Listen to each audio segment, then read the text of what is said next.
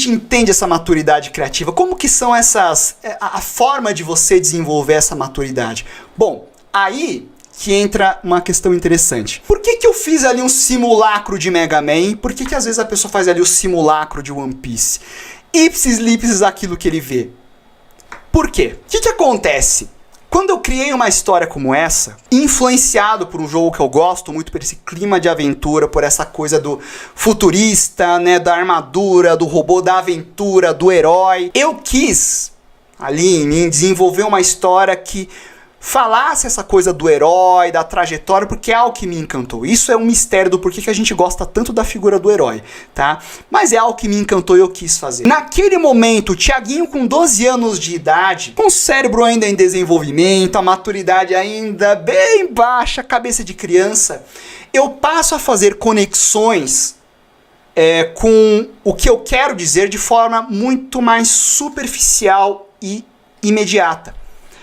Então, onde que eu peguei essa coisa da diversão, né, essa coisa do herói, essa coisa do enfrentar vilões, com explosões, com aventura? Cara, tá na cara que é do joguinho que eu joguei, né, e também ali uma certa influência de animes, de super-herói e coisas do tipo. Tá na cara. Você passa a ser muito assim, ipsis lipsis aquilo que você viu. É um Ctrl-C, Ctrl-V mesmo, tá? Justamente porque... Pra mim, eu entendia que, eu vou representar o herói, eu vou e pego aquilo que eu vi. Não tinha em mim ainda uma maturidade de olhar para um personagem como esse e pensar, pera, o que eu gostei nisso? Por que eu gosto tanto desse jogo? Por que eu gosto tanto desse universo do Mega Man, no meu caso? Né? E aí... você começa a entrar naquele processo de desmembramento da obra. Não, peraí, não é só a armadura, essa temática futurista. Não, é a figura do herói. Não necessariamente um cara com um buster na mão, com uma armadura azul. Um cara com uma espada, um cara com um outro tipo de equipamento, ele pode ser também uma figura de um herói. Você começa a desmembrar e perceber o que de fato conectou você a essa obra. Você pega um One Piece, que eu sei que a galera gosta bastante, um ponto forte do Oda são os personagens que ele tem ali, mostrando o background deles, uma motivação muito forte que cada um tem deles, geralmente relacionada com a infância. Você pega ali o Luffy, o Zoro, todo mundo tem ali essa conexão forte com a infância, algo que foi um divisor de águas, e isso transformou eles num personagem muito forte pra você. Você passa a se importar com aquele personagem que você vê, você passa a querer que esse personagem alcance o seu objetivo porque você gosta dele. Só que você gosta, assim, no caso do Zoro, do Tony Chopper, do Luffy, enfim, não só pela forma como a história foi desenvolvida, mas pelos artifícios criativos do roteiro que foram colocados lá e da maneira como foi apropriado e inserido na história. É aí que você começa a perceber como que a história é construída e manejada para causar esse impacto no leitor que causou em você e em um monte de gente. E aí você passa a olhar e fala, cara, eu quero que aconteça isso com a história que eu tô contando. Eu quero que as pessoas tenham essa sensação, essa fisgada com essa história. E eu posso fazer isso de uma forma mais minha, sem ir lá e copiar o personagem, sem fazer um simulacro, né, de Mega Man. Não sei se estou apontando para o lado certo, mas eu posso pensar numa história com uma temática futurista, eu posso pensar numa história que tem aí armaduras, poderes e etc. Tá? E eu vou dizer para vocês o que eu mais gosto na saga do Mega Man pro Mega Man X, para quem acompanha, acho que todo mundo deve conhecer o jogo, né? Até falei isso pro Tico outro dia, que ele também é outro grande fã, né, da saga. O que eu mais gosto é exatamente essa conexão da saga clássica com a saga X, em que você tinha ali Dr. Light e Dr. Willy, que eram os rivais. O Dr. Willy sempre era derrotado e ele queria fazer a criação máxima, e ele consegue fazer essa criação, que é o Zero, utilizando uma energia que veio do outro mundo. E o Dr. Light, que sempre quis que os humanos e as máquinas vivessem juntos, cria o Mega Man X, que é a maior criação dele. 100 anos no futuro, os protagonistas que foram criados pelos seus rivais, com o intuito de se destruírem, se tornam os maiores aliados. Só que eles não sabem disso. E por mais que eles tenham ali uma proximidade, coisas aconteçam, o destino deles é se enfrentar.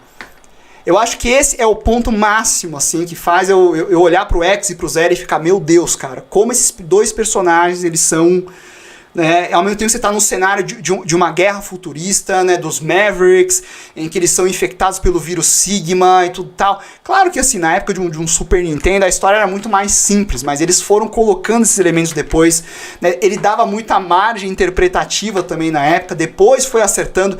Tem até uma animação chamada The Day of Sigma, que é uma animação muito boa, se você quiser assistir depois, tem no YouTube, que ele fala aí sobre a origem da guerra dos robôs, tudo tal. Outra obra que eu vou recomendar também que você leia, se você gosta dessa temática de robôs, tecnologia, tá? É o Astro Boy, que sim, o Mega Man é uma cópia do Astro Boy, o Mega Man clássico, e procure também por Eu, Robô, tá? Que ele fala sobre as leis da robótica, bem interessante se você gosta dessa temática, tá bom? Esses aspectos da história que me faziam gostar tanto da série. Claro, tem o lado visual e tudo mais. Quando a gente vai adquirindo essa maturidade criativa, é que você começa a desconectar essas peças das ideias que você tem e perceber, olha, se essa história trouxe isso pra mim, como eu posso fazer isso numa obra minha?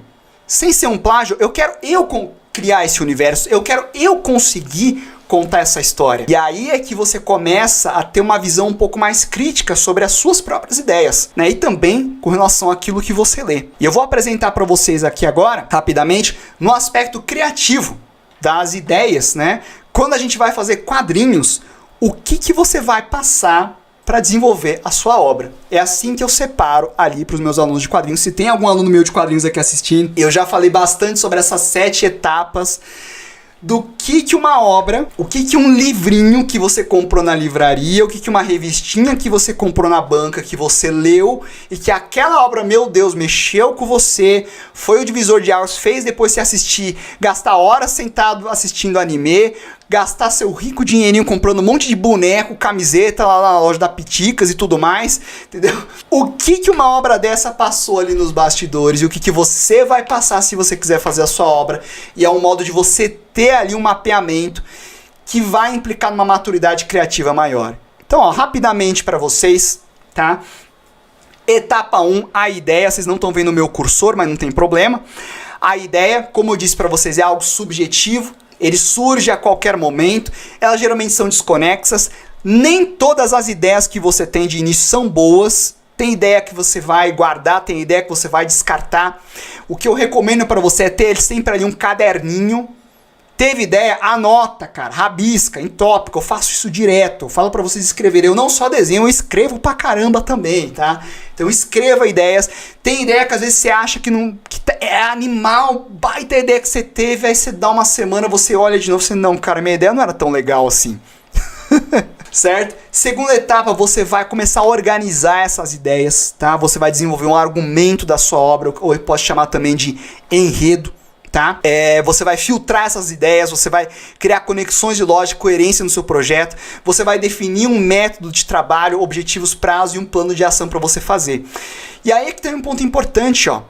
Roteiro e argumento não é a mesma coisa, tá? Não é a mesma coisa, são coisas diferentes. O argumento, o enredo é a concepção do universo, da história, é a organização dessas ideias de como que surgiu, tá? E o roteiro é a história como ela é contada. O roteiro é o planejamento ordenado de como essa história é contada.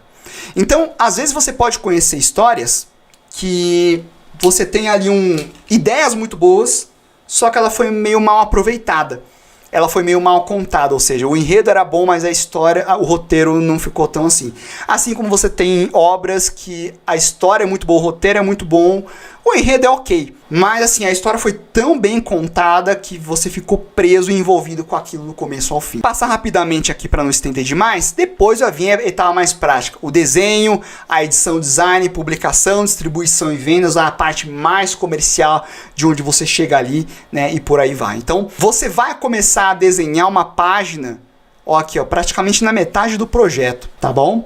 Então a coisa é um pouco demorada para ficar pronta.